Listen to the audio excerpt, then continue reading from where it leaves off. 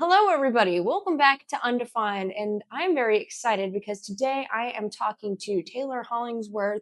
He is a local Alabama musician. You've been making music since you were 14, correct? Not exact. I mean, I started playing guitar when I was Yeah, but you've been 14. touring for over about 2 decades now, and Yeah, you are playing a show tonight at Egan's in Tuscaloosa, and you're on a little bit of a fall run. How are you today, I've also Taylor? been playing Egan's for 2 decades. Yeah. I'm good. I'm doing good. Awesome. So I want to kind of do like an introduction. Like what I like to do with my guests is kind of talk like, how did you first get into music? What were your early inspirations? What was that like for you? So when I was a teenager, I got a guitar and I was kind of picked up on it pretty quick. I had some a couple different circles of friends that had somewhat similar interests, like a couple different groups I would play with as a teenager. Uh, Started with like grunge and Nirvana, quickly got into classic rock like Led Zeppelin and guitar oriented Hmm. stuff that you learn about as being, the stuff you got to learn. Hmm. Uh, from there got into sort of punk music, which was more not the current punk music of my time. I was more into like older stuff like 70s punk, especially uh like the Ramones and Iggy Pop and Stooges and stuff like that. Wire, I remember, was a big inspiration to me. um I discovered a lot of new music at that time, and then from there, you're kind of uh especially with the stuff I was listening to, it was like a taught you almost to be open minded, and it was like a very like all my friends that were into the same stuff were all suddenly into all forms of Hmm. music. Like we wanted to learn and know about every kind of music. Hmm. So, quickly from there, it was like I got into country music. I got into interesting. I was always attracted to songwriting. I remember I went through a very heavy Jimmy Rogers phase, like I was obsessed with him for a little while. Uh, and then I got into, a few years after that, Bob Dylan and John Prine and stuff like that. And so, I mean, all while always listening to the older blue, I always found it interesting when I could like what one person could do by themselves, or a very small number of people, when they could create a large sound with a very few. Not pre-programmed or not pre-recorded though. I Hmm. was not never honestly was turned off by that. I wanted live performances. I didn't mind like I'll use a little looper occasionally, but none of that is pre-programmed. Like you gotta perform it, play it, use it live in that Uh, way. So for me, I mean, I'm not saying that's what you got to do, yeah. but that's what I'm interested in. Yeah. And I think that And sounds more authentic when you do it that way too. yeah, to me too. I mean, for me, it was like, well, where did you draw the line if you're going to do pre-recorded tracks? Well, then you might as well just stand there by yourself and sing karaoke to your music that you recorded in the studio with Hmm. a bunch of studio musicians, or even now, not even real studio musicians, digital studio Yeah. musicians like AI musicians. Yeah. So, I mean, at that point, it's just like, well, where's the line? Yeah. Like you're just your own karaoke at this point. So yeah, like even just one thing like that was like, all right, well, that's already. If you're gonna do one, you might as well do 10. Yeah. You know what I mean? So, Hmm. uh, yeah, I never was a fan of that, but you know, but always attracted to someone who could figure out. Like that's what inspired me to make a living as a solo musician by myself. Even when I had a band back in the day, I Hmm. always I wasn't good at it back then, but I Hmm. would take gigs that didn't have enough money to pay for the band, and I would just go play them solo. Mm. And in my mind, it was like I always wanted to develop a way to still sound big and still sound Hmm. good just completely by myself. But I was terrible at it back then, so it sucked. But it took years. Well, no, it's very insightful because I think you bring up a lot of good points. Like when you listen to your music, it does like it is just you. Especially like what I haven't seen you live, so I'm excited to see you live today. But I've seen like a lot of clips, and so Mm, you're able to create such a big sound with the guitar and how you play it and your finger picking style. And so, like, what was kind of was there like a light bulb moment in creating your sound? Because I think it was interesting that you mentioned that it wasn't just like you didn't just listen to like country or blues or whatever, like because your music does it's very much it's I feel like it's hard to kind of put in a genre because it is a mix of all of these different like yeah, styles and playing. And was there anything in particular as you were growing up and kind of forming your sound that you're like, okay, this is kind of my trademark. This is what I'm going to go into. Did it yeah. take a while? It took a long time. Yeah, like I wished I had just figured this out 20 years ago, but who know, nobody knows what they're going to be doing in 20 years or who they're going to become. But Hmm. I pull from stuff that I listened to or my dad even listened to as a kid. Like, Hmm. I remember my dad and his friends. It was I remember them talk. They were all really into this guy Chris Smither, who I got really into as well. He's an Hmm. incredible guitar player. Plays by himself, taps his feet. He doesn't do a kick stomp like Mhm. I do. Yeah, He does like almost like tap shoes, like mic'd, and he uses yeah, both, and they kind of but he finger picks. yeah. Really writes these great songs. Um, and I remember at the time thinking like I didn't really love the like production of the recordings, like they weren't raw in my style, but I remember then seeing some kind of video footage. This was before YouTube, so I don't know how I saw it, but uh my dad and his friends watching this live performance of him. And I remember even then as a young kid who couldn't play at all barely, Mhm, thinking like, wow, this one guy's like really control, like the whole room is sucked into watching him by himself. mhm. That's got to be so hard to do. Yeah. And I remember my dad and his friends all saying like, that's the real deal. Like if you can be one guy and entertain a room without any help at Mhm. all, like you can do anything, like, and that always stuck with me, Yeah. even though I didn't attempt that till years later. I Mhm. mean, my dad, he passed away when I was a kid. I'm sorry. So years after that, but it always still came back to me that one conversation. So even as I was older and playing in like rock bands, there was always this part of me that was like, I knew I wanted to be at least be able to do that. Yeah. Uh, so but it really kind of was a very slow development. Mhm, I started realizing that at first it was just like I was trying to attempt it with whatever song I wrote, mhm, and I wrote the songs by building them on a recording. mhm, Uh, After I realized that this completely doesn't work because mhm, you can't add all these parts and then expect the song to translate live mhm. without all the parts. Yeah. So then I had to rethink how I write my songs, the arrangements to the songs. I realized that to make less be more, I had to then think about everything differently. I had to still think about, okay, there's got to be a beat, there's got to be a bass line, there's got to be a melody, Mhm. but I want to do this all with this just a few things. And if you Uh-huh. arrange those right, then the dynamics can shine and you Mhm. can your ears adjust. You don't have to have a full band doing that if you're locked into a certain sound. Exactly. So, I it took me a while to just kind of learn all that. A Yeah. lot of trial and error for sure. That's awesome. Yeah, developing your own sound. So when you first were starting playing shows, did you start solo or did you have a band for like the most part? Because you did mention that you did play with a band.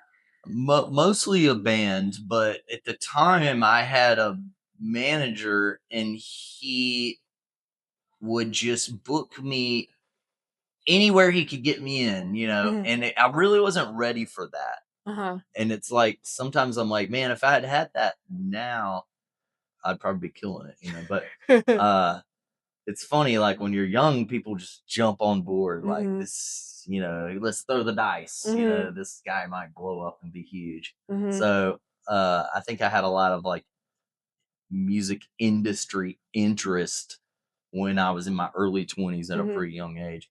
And sorry to say I let them all down, but I think they lost a lot of money on me. But you know, I never quit.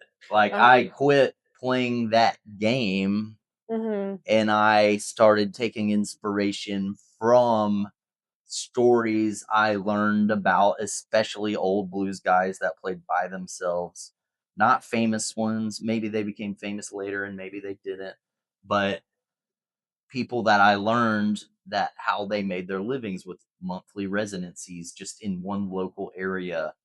And I started thinking like, well, there's such a focus on local food and local art and local business. There's a culture now building. It's almost trying to fight the corporate, the other side of it that liked that. I was like, you Mhm. know, I could sort of identify myself as a local Alabama made artist that I've developed my own sound and I've grown up here. I've come from this Mhm. and I can sort of push that angle and try to get gigs as being like a local artist, you know, because so many local people are doing covers and stuff. So I wanted to still be able to play those places because those places paid good money. Mhm. I can make a living that way, but I wanted to do all originals, you know. So it Mhm. took me a little while of figuring out how to do that, but Mhm. I did. And then for the last 12 years, I basically have only been local. Oh, wow. Uh you know, or mostly Yeah. local. Because 'Cause you've done some dates, like, this year, Well, you've this kind past of year I've been touring. expanded. Yeah. Yeah, this year I have been touring. So this is the first year since I've started doing this solo thing that I'm doing now. Mhm. I've just started touring again. So I'm sort of relaunching that in a way. Yeah, and so I kind of wanted to follow up on that. So since this last year has been your first year, kind of going away from that local Alabama scene and branching out, how has that been for you? And like, have you seen like different reactions among different places? And were there any places in particular that you play that you're like, oh, like this is interesting? And has that kind of changed your mindset of like how you go on to shows moving forward after doing that and kind of leaving Alabama, Mississippi? Yeah, well one thing, you know, I mean, I'm glad that I did the local thing for that many years because I think it helped me hone my craft. But I did sort of almost forget how uh unappreciated you can feel in a lot of places like that. Hmm. It's like, you know, I can be playing songs that I worked really hard to write. I think, you know, I know they're good to a lot of people because they tell me they are, Hmm. but they're not people that are here. And I realized I have audiences outside of this area that actually care about my music more than the people that I'm playing for. Uh-huh. So it it at a certain point, especially with Matt, Hmm. when me and Matt started kind of working together, and he was like trying to help me kind of get back out there again, Hmm. which I just had lost interest in and had been sort of just defeated and not really interested in it at all. Hmm. You know, he talked me into doing like this tour with the law opening for Laura Jane Grace Hmm. and the Mississippi Medicals, which I was very hesitant at first. And Really? I told him that, and he knew that. Yeah, because they're a straight loud punk band, Hmm. and I used to do that kind of stuff, but Hmm. that's not what I do anymore, and I have zero interest in doing that. You know, Hmm. I had zero interest in like suddenly trying to like mold my vibe to fit that tour. Hmm. So I was like, I mean, I'm gonna do the same thing that I do, and we can try that if you think the crowds will like that. Large Anger is super cool, Hmm. super nice, very supportive of it. Yeah. Uh, I like that tour opened my eyes. I was like, wow, this crowd has been so responsive and so Yeah. nice. I did really well, sold a lot of merch. It definitely made me realize, like, okay, maybe I do need to get out a little more and try this Mhm. again now that I'm older and smarter Mhm. and much more sober. Yeah. uh, so yeah, I mean, yeah, there's the responses I get on the road are a lot better for the most part than the local responses. Sadly, not all. I mean, I get, Yeah. I definitely have a crew of people that follow me and like Mhm. they love the music and they really support me. They're the ones that have kept me doing this Yeah. for locally for so long. But yeah, it's nice to play like a bigger show and like people really love it and you're like, oh wow, Yeah.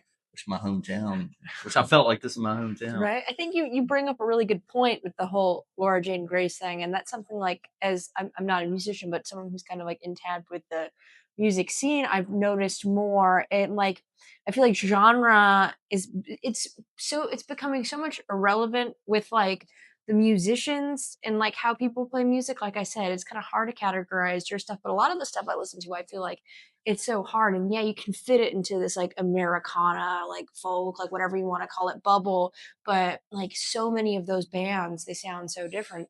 And what I've noticed about the fans of some of these bands, and I feel like the fan base that like Matt has kind of created with like Dialback and like the Truckers fan base, they like all kinds of stuff. Like, Yeah, and they're open to like, and I've talked about this with Matt before too. Like, they don't just listen to like Southern rock, they'll listen to yeah, like old blue stuff or punk stuff or like pop or whatever. Like, they have such an expanded palette, and I feel like a lot of like kind of the music nerds, yeah, and even people in different communities you don't expect, like, oh, well, if you think they Laura Jane Grace, that would just be a punk crowd. But I feel like there is so crossover of like Drive By Truckers fans absolutely. and Laura Jane Grace fans, There is. and There that are whole. people out there. There are real, true music fans all over the world Mhm, who have listened, studied, understand all the genres, actually know music and follow music. mhm, And it took me a while to realize like they really are out there and there's a lot more of them than you realize. yeah, And that's why all these record stores are doing so good again. And like, mhm, I mean, there is a bubble of that down there. It's not maybe the masses are still just mostly going to the big huge pop shows mhm, that are barely even actual musicians anymore. mhm, Uh but there's definitely a lot of people out there and you can make, there's plenty of room for a lot of musicians to make a living being an actual artist.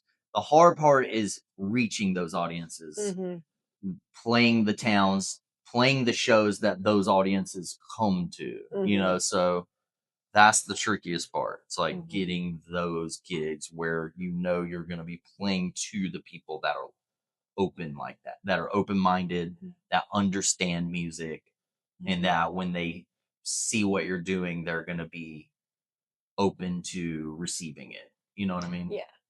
And as someone who's been in the music scene and playing gigs for so long, have you found with like the introduction of social media and that being the main thing on how to get people like on the radar of this is what's happening or this is the new album, has that been kind of like, has that helped or has that been kind of a struggle? Because I've talked to some other guests and I feel like a common thing is like when you're a musician, you don't have like the marketing brain. So I feel like that's another thing for a lot of people. Like, they're not like a natural at, I play these songs, but now you have to come out and go see me or buy my record, and kind of Yeah. reaching that. And the algorithm is so weird and wacky these days. Like, how has it kind of been for you to navigate that? And It's it's definitely difficult and confusing. I mean, I wouldn't say necessarily that it's helped me reach a larger fan base. I mean, but it's hard to know because hmm I don't know what it would be like if that was never there. yeah. But I mean, like I said in the early 2000s when I had my rock band, I mean, I had a good bit of industry and stuff kind of getting behind me at Mhm. that time. And it felt similar, but Mhm. and there was basically no social media. Like I remember when MySpace just started, Mhm. like I did have like that, but Mhm. that was barely Yeah. anything compared to like what we have today. Mhm. Um, so I don't know. And as far as the algorithmic stuff goes, it just seems like it's always changing. Yeah. So for me, it's like as soon as I think I figure out, okay, this seems to be working, it's changed. Yeah.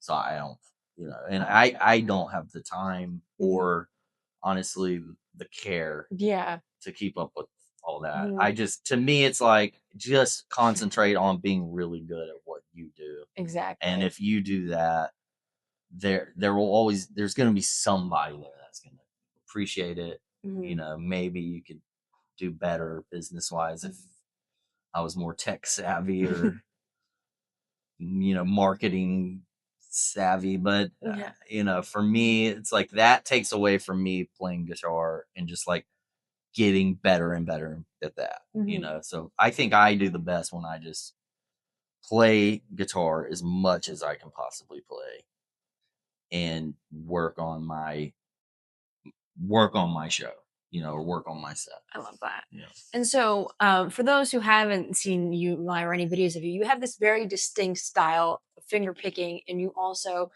dance a lot and you tap your feet to the music. How did you? Was that something that was kind of always your thing? Like, especially with the style that you play the guitar, was like finger picking. Did you kind of embrace that more and your like own distinct style and the way that you play? Like, was it something that you always kind of did when you picked up the guitar? Or like, I know we talked a little bit earlier about how your sound has evolved. Has that kind of changed into it? Have you embraced it more? Like, how did you come to make the sound that you have now? So I mean, I've always wanted to sound different. Like Mhm. I don't even like to learn people's songs exactly because if I Mhm. do, I feel like I'm going to mimic them or imitate them too much. Yeah. So I like to study the songs. The writing is in the bigger sense, like the chords and the Mhm. chord progressions and the melodic note against the chord and the chord progressions. But Mhm. when it comes to guitar finger styles or learning exact parts, I don't do that because, well, one, it takes a lot of time to do that when that could be me work using that time to develop my own style and my own thing. Mhm. Everything that you're learning from somebody else, they created or they copied from somebody else who created it. So somebody's making it up at some point. Even all Yeah. these finger styles that are out there, Uh-huh. which I know there's some guitar players that, they probably or don't like that. They Mhm. probably don't like that I sort of bastardize some finger style or whatever. But for me, it was more about coming up with my own version of it. And it was the same before I was using fingerstyle when I was playing with the pick. It Mhm. was the same. I still had that, and I've always had that where Mhm. I wanted it to be different. Mhm. Even if it fit into a certain style, I still wanted it to sound like me and Yeah. not sound like somebody else. And I don't know why I'm so hard headed in that way, but over time I certainly became that way at some point at a pretty young age. Mhm. Uh,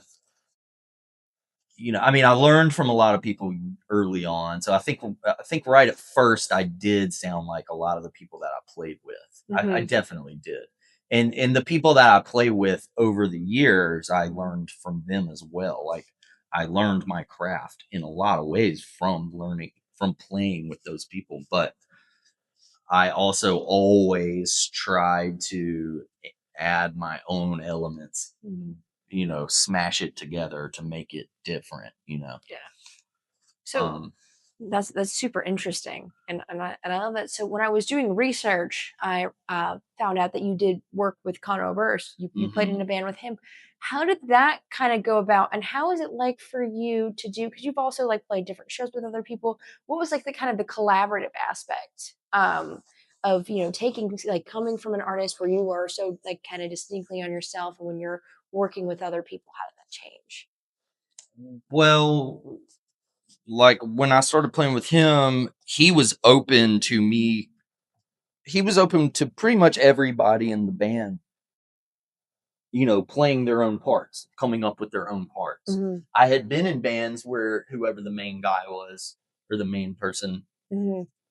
uh, where they sort of wanted you to play exactly what they sort of told you to play. Yeah. Uh, and I hated that. Like Yeah. I hate being told what to do. Yeah. So that didn't work for me, and that didn't last long at all. When I started playing with Connor, it was a bigger job, and I wanted it. I wanted the experience, Mhm. so I wasn't immediately like, I'm not going to do it if he wants me to play specific things. I was trying to keep an open mind. Mhm. But once we became friends and we really talked about it, I realized that he wanted me to be happy, and he Mhm. wanted me to do he appreciated what I could do on my own without Mhm. him dictating every little thing. So uh once I knew that was the case, I knew that that relationship would work Yeah. musically, and it did. Uh and so I'm still fitting it within the frame of his songwriting. I mean, I didn't really, Mhm. like I wrote a few of my own songs that he was kind enough to include on his records, but Mhm. we didn't like I didn't write his on parts of his songs Yeah. for him, and he Yeah. didn't write on mine. Like that was open, but everybody came up with their own parts on each song. Wow.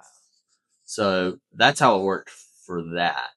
What was the other part of the Oh question? yeah, like yeah. How is it just like when you're collaborating with other musicians? How is it different? And I know you've like played a lot of shows with different other bands, like the Dexateens, for example. Like, how is it when you're kind of The doing? Dexateens is also loose like that. You can Yeah. pretty much do whatever you want.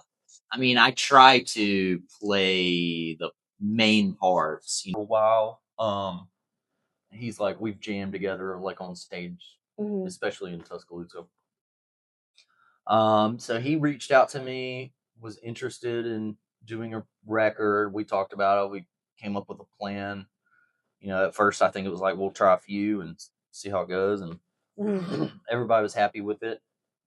Um, so yeah, I mean, each record I've done like that is different. Mhm. Like I don't approach them all necessarily the exact same. Like Mhm. Haysop was very good at performing live. Mhm. Like each person that played an instrument, they were all really good. Mhm. So I knew with them, I wasn't gonna have to play a lot of it myself. Like a lot of records, I'll produce them, and that ends up meaning I'm playing a ton of the instruments Mhm. on the record and writing a lot of the parts. With them, that was not the case. It was like they've got it all worked out already. They just needed it recorded. Mhm. So I just literally put mics on them and then mixed it. I think I did add a few things like shakers and little ear bells and whistles, little ear candy things to make hooks pop out, and uh just things that I heard when listening to it, like how can I make this catchy, or catchier or whatever. So I would do stuff like that. I did some harmonies and um stuff like that. But for the most part, it was like Mhm. they played everything straight through, full takes from start to finish. Mhm. Not a lot of chopping and editing or anything like that. But some people, it's like I'll do every little thing, I'll chop it up, and I'll do 30 guitar solos, and I'll take the best one, or Mhm. take part of one take and a part of another take or whatever.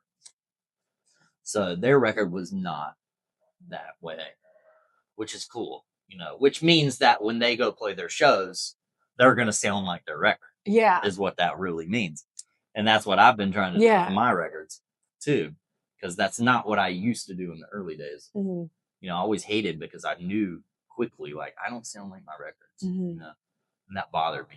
Yeah, I think like a lot of like my personal favorite experiences when I have gone to see shows, it's like kind of this moments, wow, they sound exactly, if not better than they do on the record. And I think that's always interesting to think. I've never thought about it in the studio context, like being conscious of this is how I'm going to bring it out. So let me just design it that way so we can just carry this out and it's not going to be too different. And that this is also something we can kind of handle and manage. I mean, anybody can continuously layer stuff on a record nowadays. Yeah. With Pro Tools, Logic, any of these programs you can have infinite tracks. Yeah. Until it sounds done. You can it's just not quite there. Let's add another keyboard here. Yeah. Add another harmony there. Add you can just add infinite stuff. And that's fine, but like that it's I don't know, to me it's just easy. Yeah. It's like I don't know. Where's the I don't know. I don't like things that are that easy for one. Like it's easy to make you sound really good when you're not actually that good. Like how about for me it's like just do the work and become that good where you don't have to do that. It's like the musical equivalent of like when you put filters on a picture. Right. Like, you can present it. And I think with the digital age too, especially with like Pro Tools and even like AI, that's a whole different beast. Is you can spend so much time to take a recording and just make it sound like when your eyes like, exactly. This is what a perfect thing sounds like. But I feel like it loses that spark because when you go to play it live, and I feel like live music you're not going to sound like that. You're not going to sound like that live, and I feel like it breaks down this kind of like it's just disingenuous, especially in our time today of AI now imitating everything. I mean, that's the most imitatable stuff there is because you're basically giving it to the AI system, and you're using the AI system already to make yourself sound like AI. Like, it's going to be a lot harder for AI to, and it probably already is doing it, but, to sound actually human. Yeah. And certainly like, something I've thought about is like, well, AI is possibly going to take jobs from people that are recording sonic backgrounds for anything that's digital, right? Any movies, TV, whatever. But like, we're still a good ways away before an AI robot can walk into a bar, pick up a guitar, and sit there and play it in front of your face for you. Exactly. And it's just not going to be the same because I feel like we crave like kind of speaking from personal experience. Or if it is, it's going to be a very long time. Oh yeah. I mean, when I go to a live show, I crave for that, that raw experience of somebody playing music. I don't want to hear. If I want to hear music on a speaker, I can just go home or like put on my turntable, or they can just put on music videos at the bar or whatever. I go to concerts to get that unique human experience. And when you put so much technology in it, even in like it's kind of a side tangent, but I don't even like shows that are kind of so heavy with the visuals and the like lasers and graphics and things. And I feel like that kind of almost takes away from the beauty of just going to hear live music when you go to a bigger production or like a bigger, larger scale show or a pop show where it's just like in your face. It's like, how much of this are you actually going for the music, or are you going to be entertained? And I've seen that as a big shift in the industry too. That's why I think it's so refreshing to go see people like yourself, like the singer-songwriters that put a lot of all of their focus into the music itself and not the presentation of how is it going to be that somebody's going to watch, or how is this going to go viral on social media. I feel like that's all arbitrary.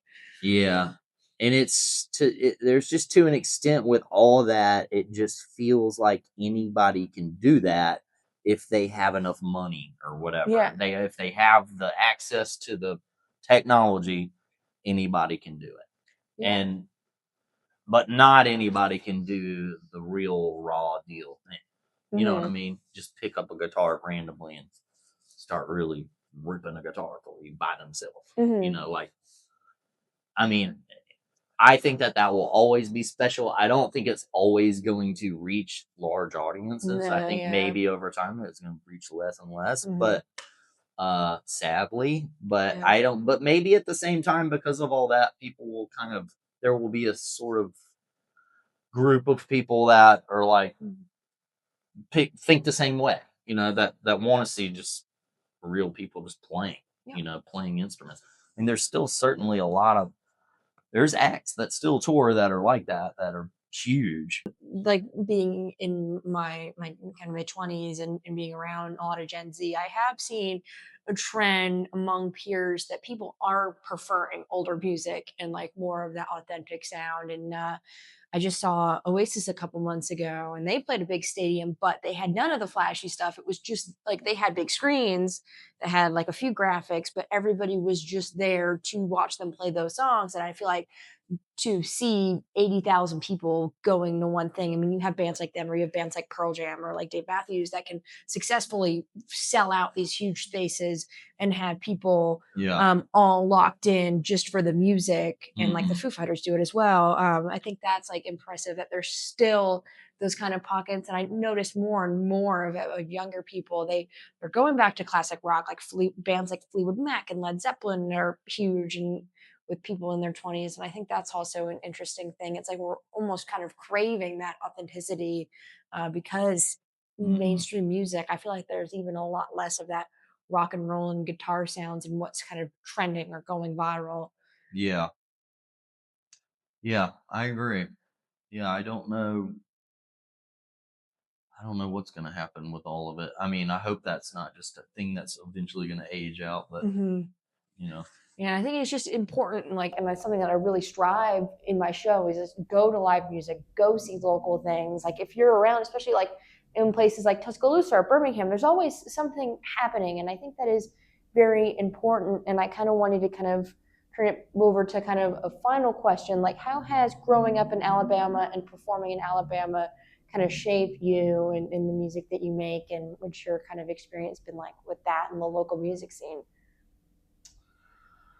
I don't know. I mean, I've been influenced by my small little scene that I'm in, you know, taste wise, and the music that I've been introduced to through my friends.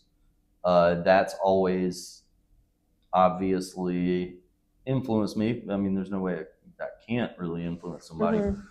But I mean, I'm a pretty like inward person. I'm pretty introverted, so I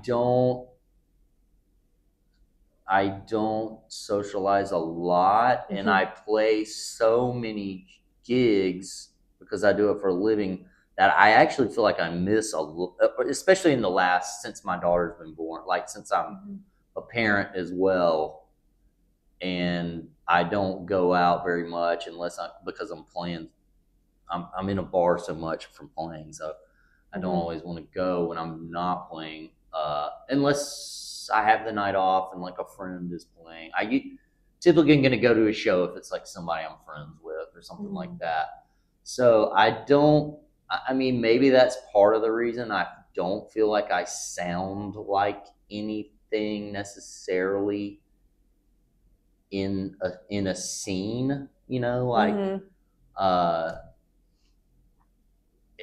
I mean, maybe I don't know. I feel like that might be hard for me to answer, but like maybe it would be better to ask somebody who's listened to me for years. Like, do I sound like something else from the scene? I don't know. I think early on I sounded like Verbena and the Dexateens and indie pop and other bands that I was influenced by at a younger age, like Dinosaur Jr. or Tom Petty or something. Yeah, like I can hear a lot of that. Yeah. I was into all that kind of stuff. So I think all that really rubbed on into my DNA. But over the last, say, since I've been developing the solo thing, there's nobody really locally that I've been drawing my inspiration from that I can think of in the way, in a very direct sense. Yeah. You know, there might be somebody that would pop into my head later, but and it's always hard, like when I'm being asked about things like that, I just forget every artist that I've ever listened to. Yeah, I do too. Yeah, I did the same. Anytime anybody's like, "What are you listening to right now?" I'm always like, I forgot." Yeah. Like I'm on the spot now.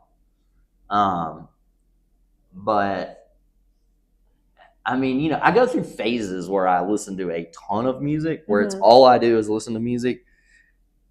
Like on car rides or anything, I'm always pulling up, searching. I get, it's like I'll get inspired by something I hear, and then I'll try to find everything else that's similar to that. Yeah, sound like me. I do the same thing. And then I'll go through phases where nothing is making me inspired, and all I listen to is like podcasts about science and you know, the universe and consciousness and stuff. Yeah, that's so funny. When you tour, do you find like, you know, are you more inclined to listen to music? Like when you're on tour, you're like, okay, I'm just around this all day. Like I just want to listen to my science podcasts.